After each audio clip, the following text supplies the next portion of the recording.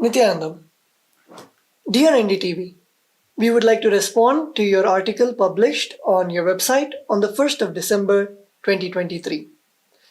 While we acknowledge that news channels have an important responsibility, which is to cover vital news, we strongly condemn NDTV's unethical stance and condemn the systematic disinformation campaign that is being amplified by the Hindu-phobic racist media. This disinformation campaign misrepresents and perpetuates further persecution of our already marginalized and persecuted minority indigenous Hindu communities that we together represent as KAILASA.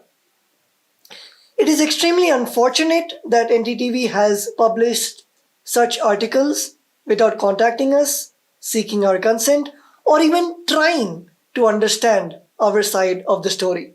So now we avail this opportunity to set the record straight. If you see, the ethics of journalism include truth and accuracy, independence, fairness and impartiality, humanity and accountability.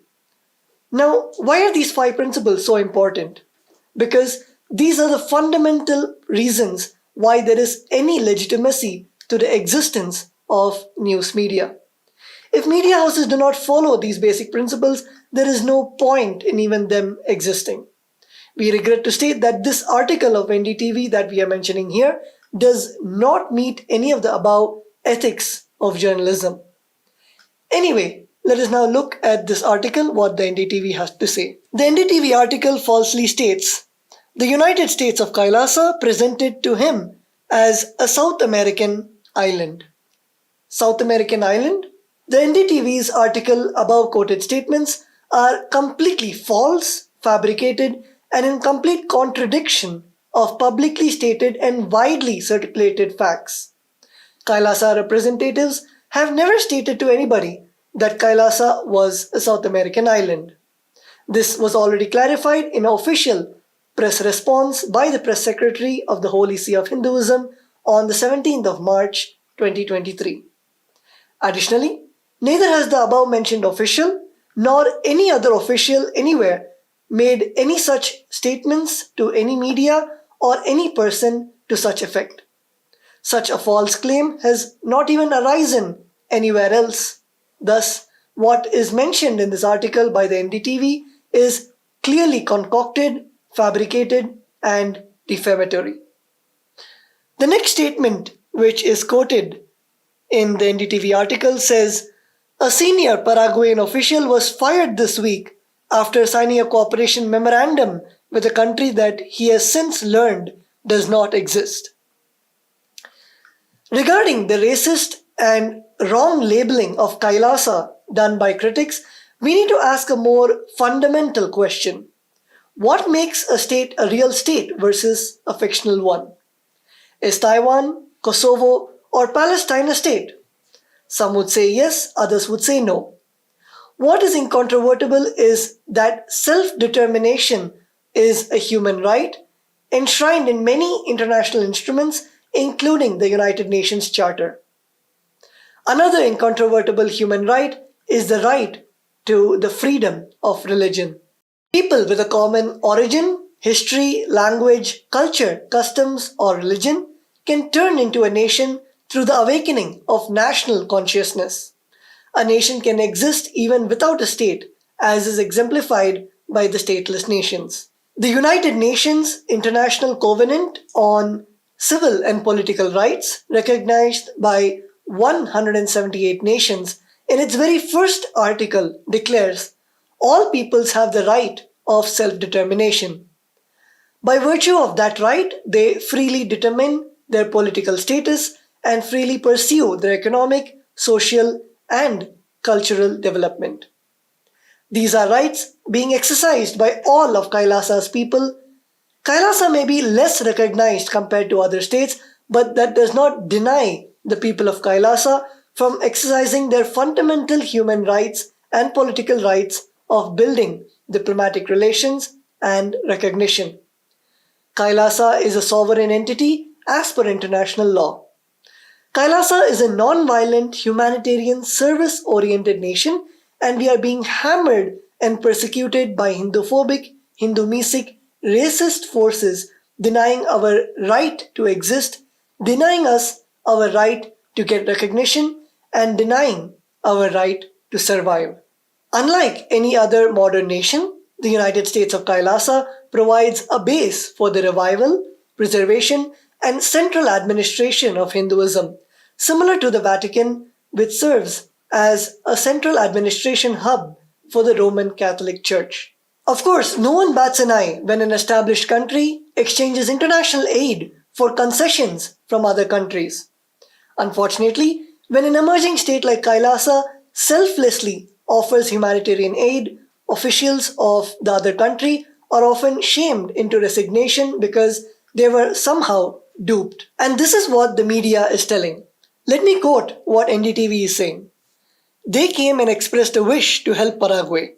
They presented several projects.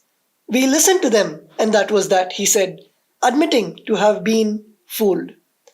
In the document, complete with the ministry's letterhead and official seal, Mr. Chamorro salutes the Honorable Nithyananda Paramashivam, Sovereign of the United States of Kailasa, and praises his contributions to humanity, Hinduism, and the Republic of Paraguay. So the document referenced was not a memorandum of understanding to begin with, but a proclamation. As it is a proclamation, there is nothing that Kailasa receives in return. Furthermore, even an MOU would have been merely a statement of the possibility of contributions in the future.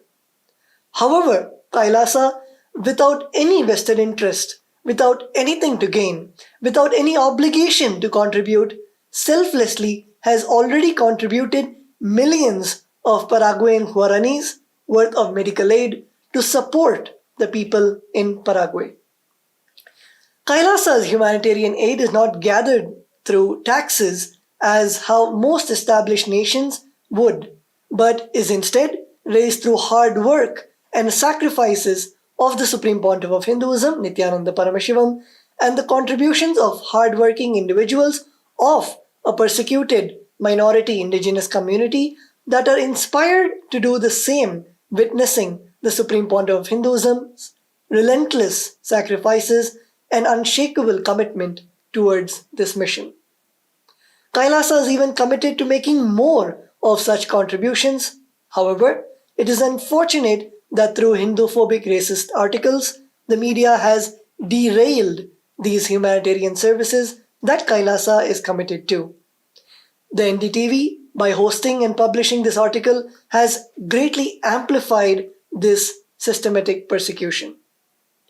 Instead of recognizing and appreciating these extraordinary contributions, NDTV has put systematic and focused efforts into perpetuating deeply harmful disinformation that directly harms the vulnerable community who are beneficiaries of Kailasa's humanitarian aid.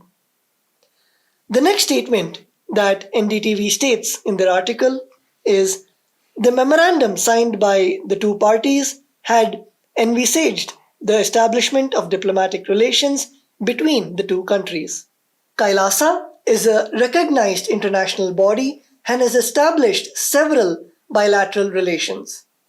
Organizations and institutions representing Kailasa have established diplomatic relationships with many cities, states, constituencies, municipalities around the world, bridging cultures, encouraging interreligious dialogue, and continuing our Hindu-based humanitarian services and to promote global peace through better understanding of diverse cultures.